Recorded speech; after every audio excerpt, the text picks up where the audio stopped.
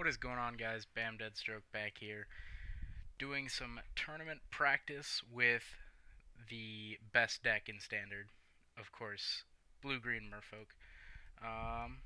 So we've got Breeding Pool on 1, leading us into Hinterland Harbor. We've also got really solid hand here, actually, because we can play Deep Root Elite on 2 or Silvergill on 2. We'll probably go with the Deep Root Elite. But yeah, we'll go ahead and keep this 7. We do have to shock ourselves with Breeding Pool, unfortunately. And it looks like we're playing against Izzet Phoenix would be my guess.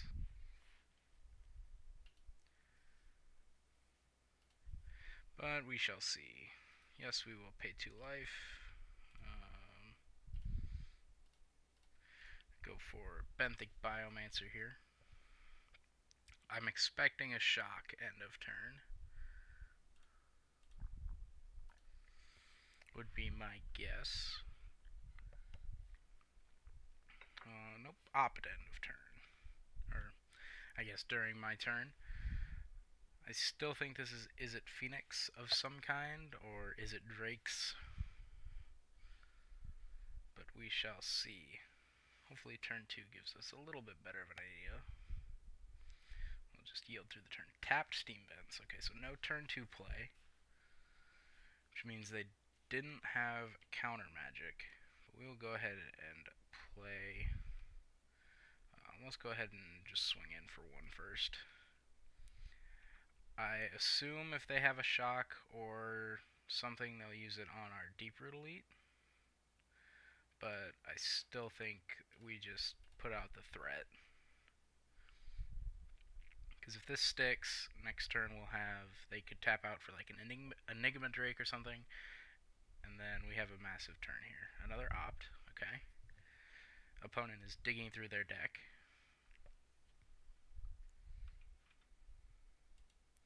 We will go ahead and yield through the turn.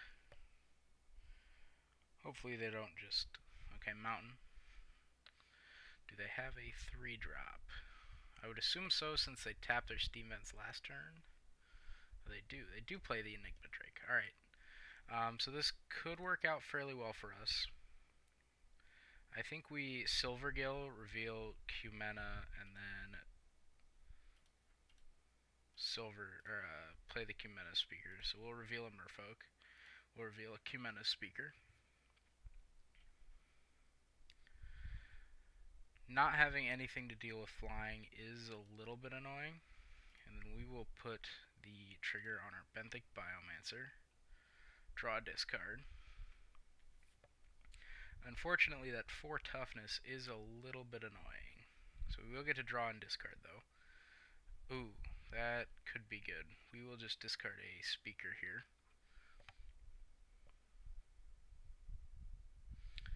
Ooh, and a Merfolk Trickster. So that helps us deal with anything with flying, because it loses all of its abilities.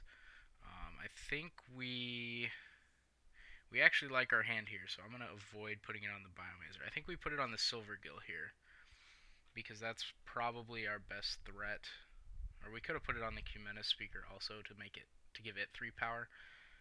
We are going to hold back on attacking, though, because that Enigma Drake is scary.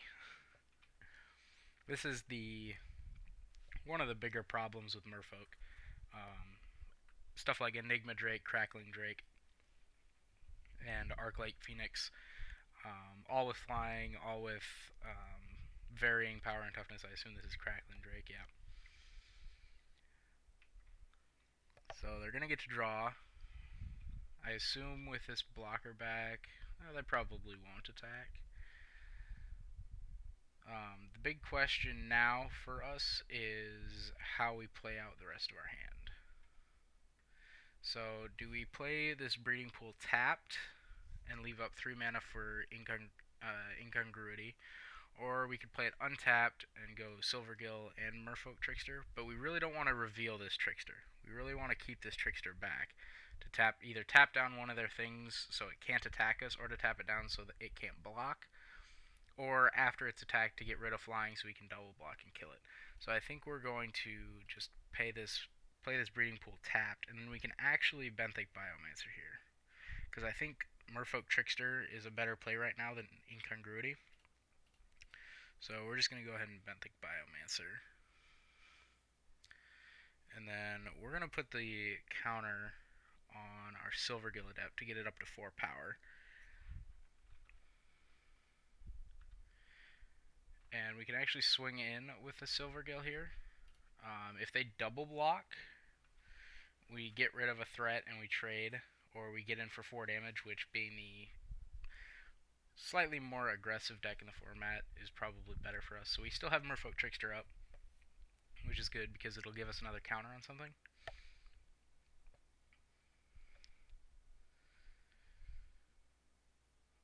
Ooh, let's see. What does our opponent have now? 2 mana, so Lightning Strike. Oh, Discovery. Okay. So this will boost both our creatures up to 3 power. And put 1 in the grave. They put Blood Crypt in the grave. Oh, are they splashing black for something? And then Lightning Strike on the Deep-Root Elite. Okay, well, our Merfolk Trickster unfortunately doesn't save our Deep-Root Elite, and distributing a counter elsewhere isn't particularly helpful. So we're actually just going to let this die.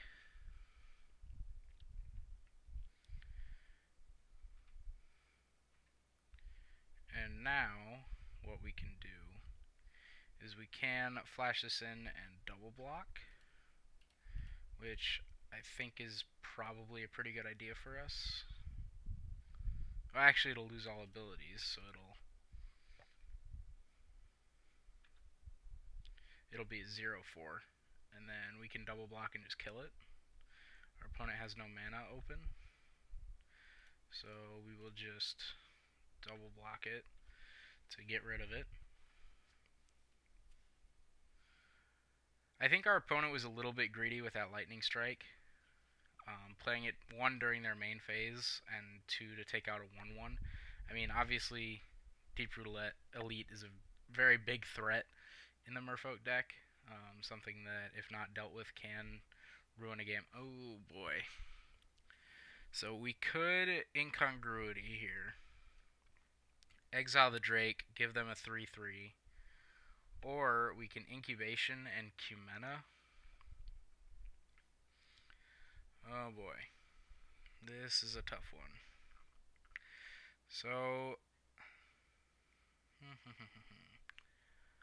if we attack all out, our opponent probably blocks the Silvergill Adept, takes 2, 4, 5, 6, 7.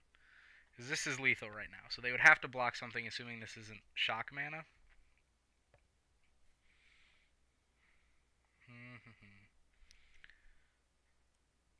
I think we might just play Cumena here during our first main phase. And then I think we just attack with Silvergill and leave up our 5 Merfolk to put a +1/+1 counter on everything. I think that's probably what our play is. I don't think we have to Incubation here.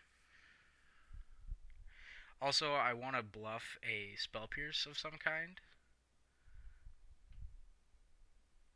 Or, you know, some sort of... Or Dive Down, perhaps. So, I guess we could have played a second main phase. But I still think we attack with Silvergill, get in for 4 or force them to block.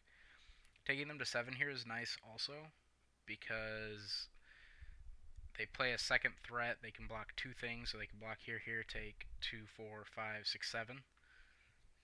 Presuming everything lives, which I don't suspect all of our board is going to be here when our next turn comes around.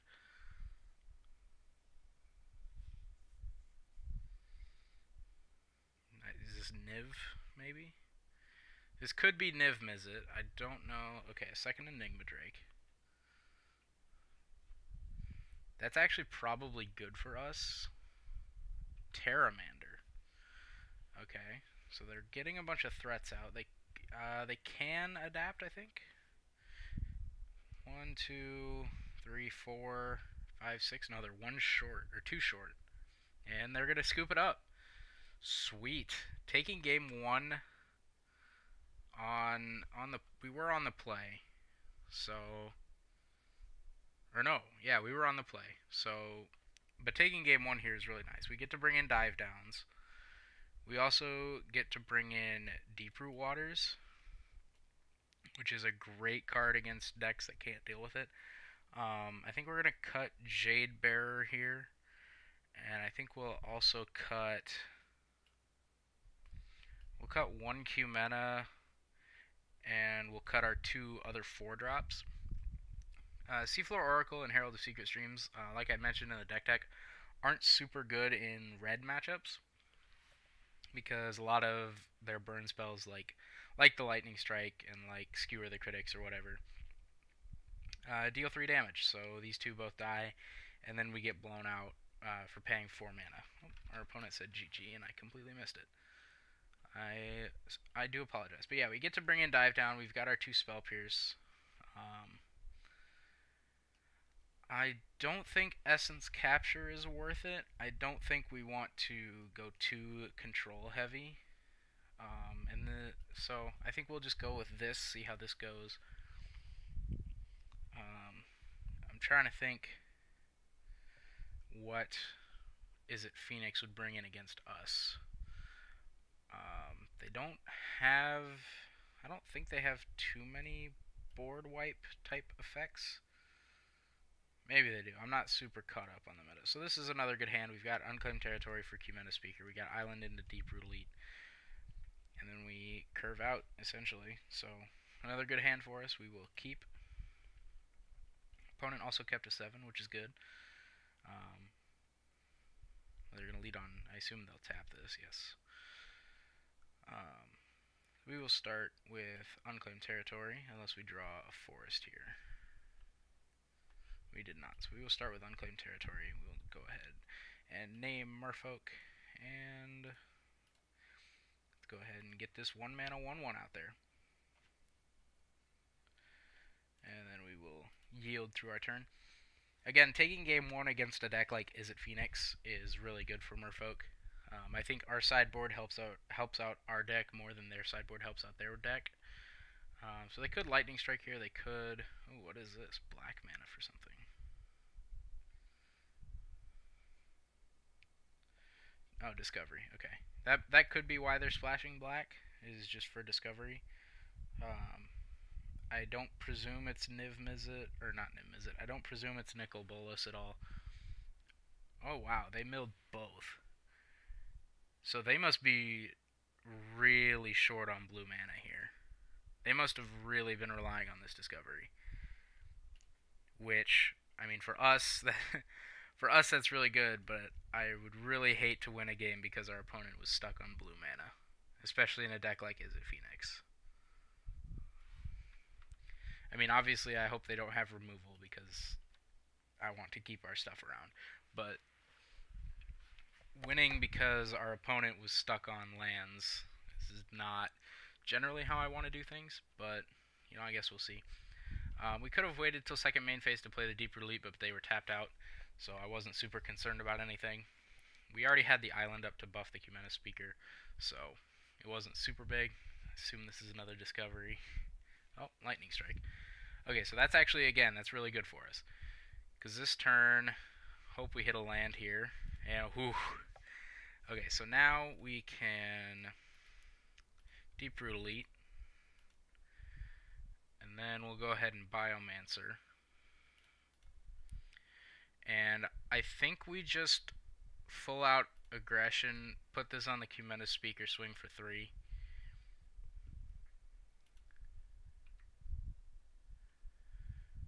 Getting in this damage while they're tapped out is important. And again, I really hate that our opponent's stuck on blue mana here. This is not how I wanted this to go. But, you know, still a lot of time left. We're not super threatening here. I mean, Deep Root Elite can get really out of hand really quick. Alright, so there's a Sulphur Falls. Do they have an Enigma Drake of some kind? Or probably a couple removal spells?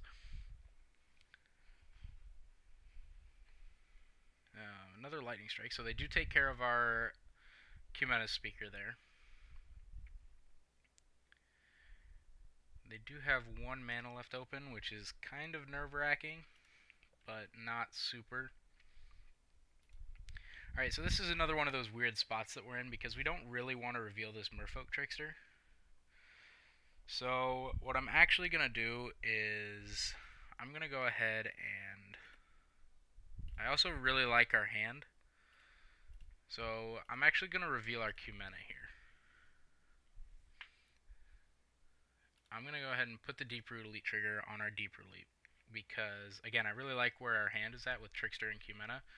So I actually really don't... Okay, well, I guess we could have revealed the Merfolk Trickster then. We are going to go ahead and swing with both. The more pressure we can put on our opponent quicker, the better this deck is. So being able to get our opponent's life total down as quick as we can is always better. We've also... I really like this position that we're in. So hopefully this game plans out accordingly. I assume this is a... Ooh, Fiery Cannonade. Wow. Alright. Well played. So we're going to go ahead and stop on end step. And we're actually just going to flash in this Trickster now. Oh, not black. Blue. We're just going to go ahead and flash in this Merfolk Trickster. Hopefully this doesn't come back to bite it. Oh, good lord. So we're just going to go for Cumena here. Cumena obviously dodges Fiery Cannonade. That's a sick card against us. I was not expecting Fiery Cannonade out of this deck. Although I guess this probably is a really good card right now. There's not a lot of actual pirate decks going around, and when you're playing Crackling Drakes and Enigma Drakes that have 4 toughness, it's actually probably a really good card. Again, I'm not super caught up on the standard meta right now, so I do apologize if I'm doing stuff incorrectly. I think we've played fairly well so far. Man, I really hope this isn't another one. I would much rather this be Enigma Drake.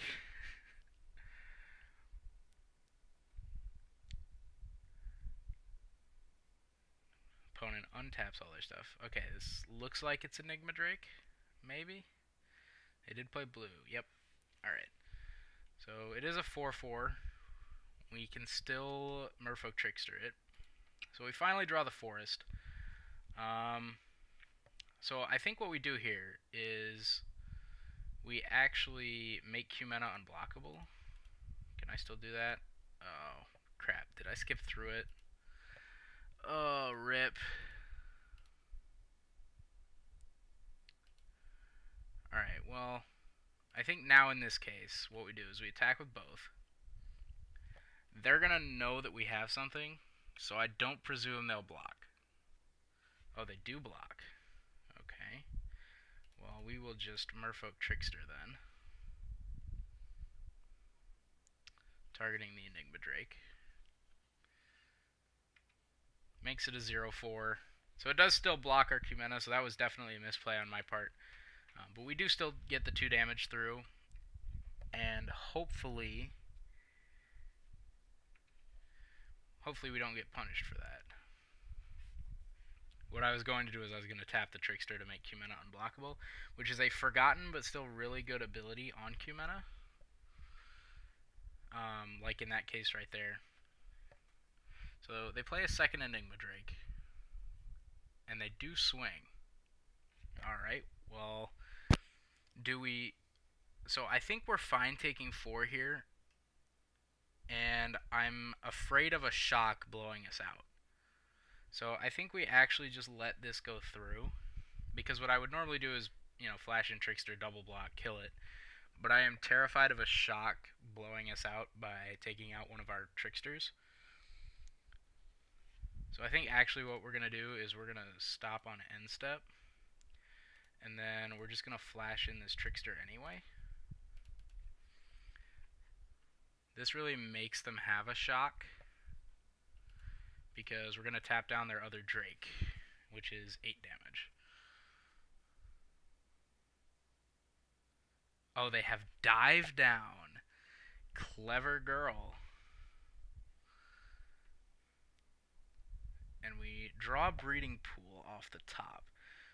So what we can do here is not a whole lot. We can tap 3 Merfolk to draw a card, which doesn't do a whole lot. We can tap 1 to make Cumena unblockable. Get in for 2, bring our opponent down to 6.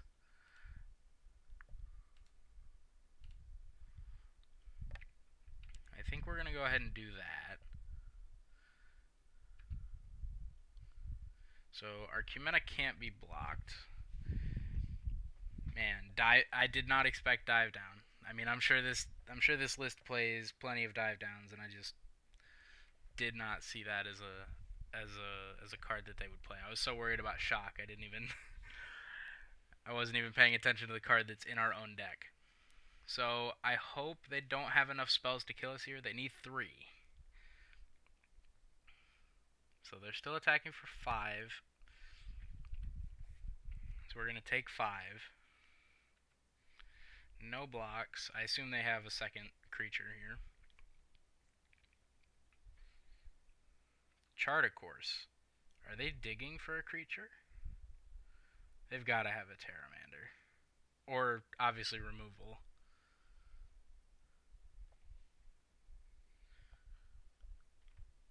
Because right now we're presenting lethal. They've got 1 blocker, we've got 8 power. Okay, so they do have the Pteramander. And 1, 2, 3, 4, 5, 6, 7, 8. So they can adapt it. So that's something to look out for. They can adapt it. So I think we play the speaker here.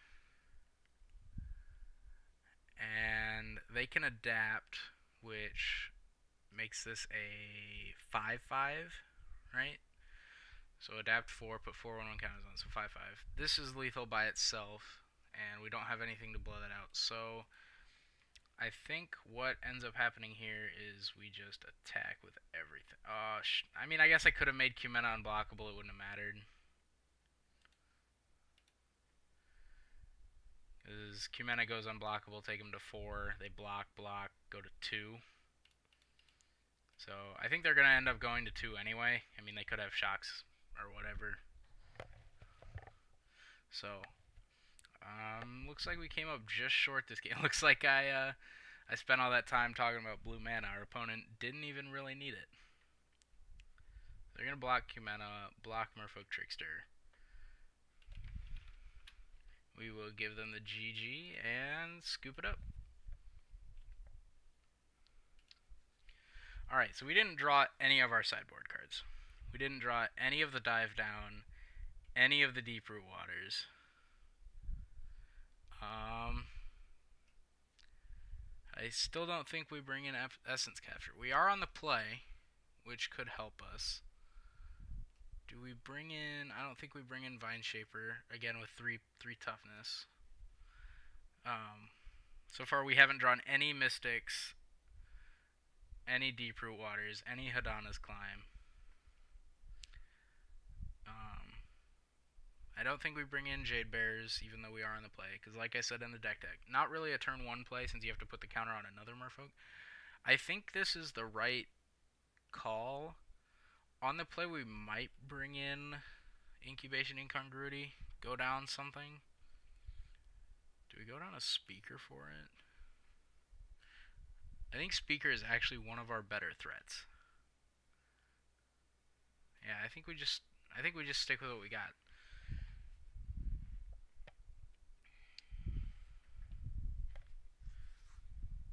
So yes, we would like to play first. So we finally see a. This is a little bit land heavy.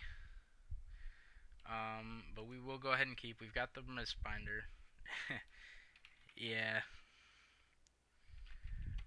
Mist making Cumena unblockable, but it wouldn't have mattered.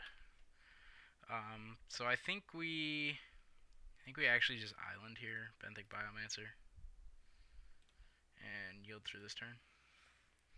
I'm glad that our opponent is recognizing that we were pretty close. We were really close to 2-0ing Izzet Drakes, which is one of the better decks in the format. So this tells me they've got opt end of turn, which tells me it's also not red, which tells me that we're currently safe to Speaker. Oh, or Terramander. All right. Well, we're still safe to Mistbinder. Ooh. Oh man. Do we double one drop here?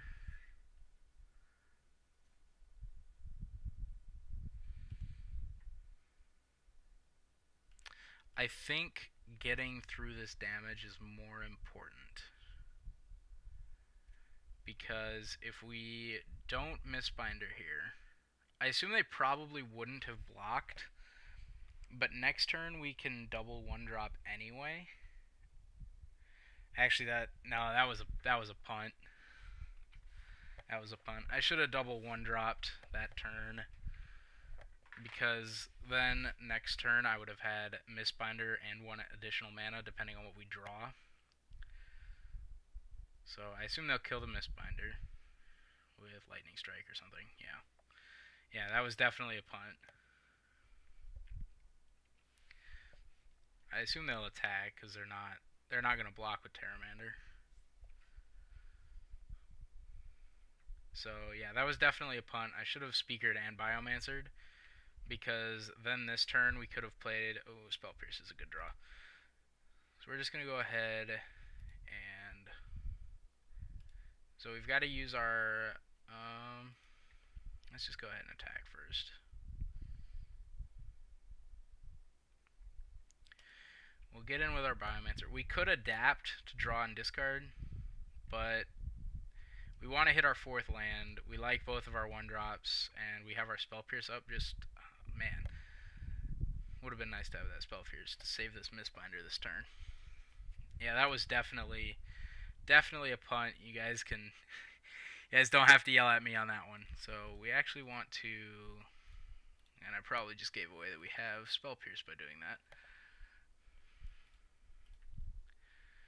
So we are flooding the board here. I am terrified that they could have just attack and then Fiery Cannonade.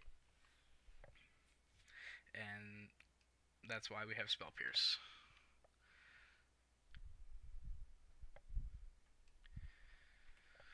So hopefully they try to Cannonade here. If this is attack Cannonade, I'll be very happy. If this is Drake, I'm not quite as happy. Mostly because 1, Spell Pierce can't counter it, and 2, we have yet to show any ability of drawing anything. So them not attacking first tells me this is a Drake. Oh, are they going to attack first? This could be attack into Fiery Cannonade. Especially knowing that we've only got 2 cards in hand. This would be a great time to Cannonade. So they do go to end step. Well, we don't have anything. Oh, Silvergill. It's like the worst draw. So we could have played this untapped and then adapted both of our creatures. Fiery Cannonade is an instant, so we can't actually adapt here. So we should have played that Breeding Pool untapped anyway. We are going to get in for 4. Of course, they could Cannonade now. And they are going to. We will Spell Pierce that for sure. 100% Spell Pierce that. This is like the one time that I didn't want to draw Silvergill Adept. This was like the one time. Nice. Thanks. If he's got another one, I'm gonna be really sad. If that was just like the long play BM, I'm gonna be really sad. This game has actually been really fun to play. Ooh, Curious Obsession. That's not a great card for us. So now, whenever they swing and deal damage, they get to draw a card. Oh, that's not good. That's really not good. So now they have a 2/2 flyer instead of a 1/1, and they're also getting card advantage by attacking. and that card advantage draws them into more answers for our board state, which is not great. It does still die to Fiery Cannonade, which I guess is okay. I mean, now I'm so worried about this Cannonade because we don't have a Spell Pierce in hand, and we're going to get so blown out because we don't have it. Alright, so again, this is really awkward. So we don't have 5 lands, so we couldn't do this anyway because we'd have to pay an additional 3 for Silvergill. But now we could adapt twice, or we could resolve a Deeproot Waters. And I think resolving a Deeproot Waters and bluffing a Spell Pierce... Oh, gotta pay blue mana here. David, you stupid idiot. I think resolving this is definitely more important than pumping our dudes. So I still presume that our stuff is not going to be living very long. Our opponent has had a really awkward draw, about as awkward as we've had. Although I don't think our opponent has punted nearly as bad as I have. Because if I would have played Mistbinder on 3 instead of 2, I would have had Spell Pierce up to take care of it. And then it wouldn't have mattered. So this has got to be Cannonade. Them going to 3 here is not good for them. So it's either a creature or a Cannonade.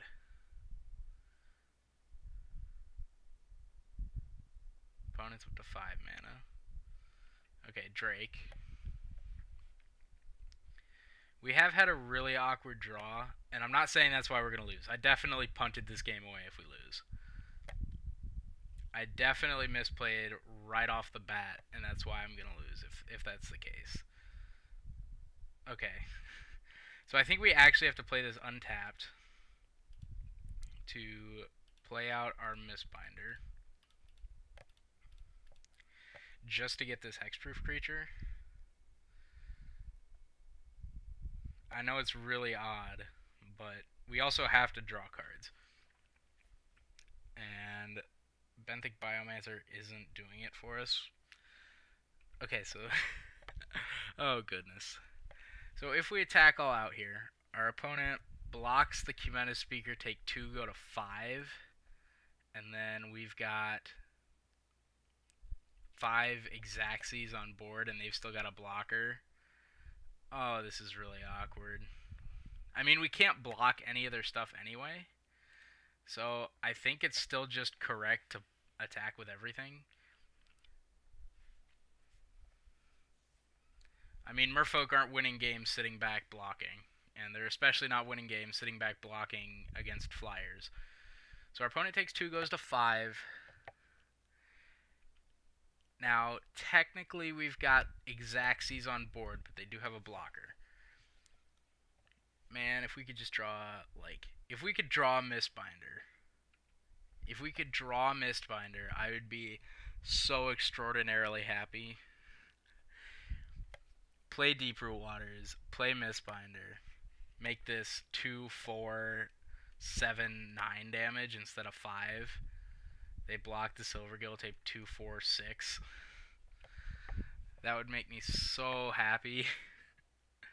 But we would need them to A, not have any removal, B, not have any creatures other than what they've got, and C, not to counter anything.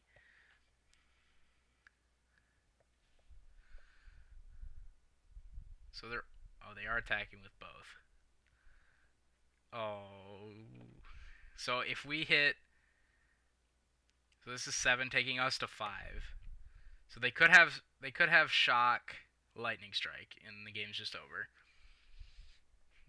That could be the case here.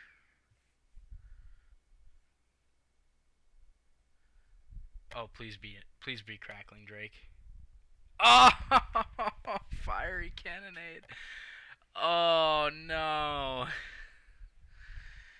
Oh no. Oh. And now they've got Chart a Course to draw to.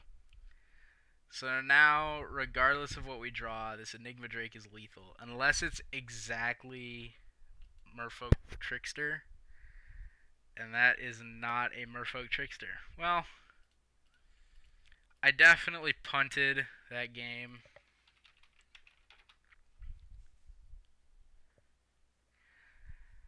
Definitely punted that.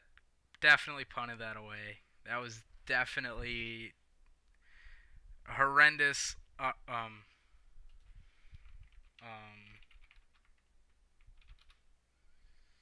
Well, our opponent won. I think they were just. I don't. All right. Well, it says I won. I definitely didn't win. That's gonna do it for this part, I guess. I guess we're taking it through the tournament practice section. There will be a competitive league coming up shortly. Here's again a quick look at the deck. If you haven't seen the deck tech, be sure to go check that out. There you go. There is everything from lands, 1 drops, 2 drops, 3 drops, 4 drops, and all of our sideboard.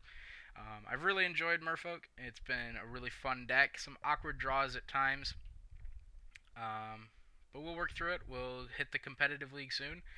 And I will see you guys when we're ready to do that. So, hope to see you there.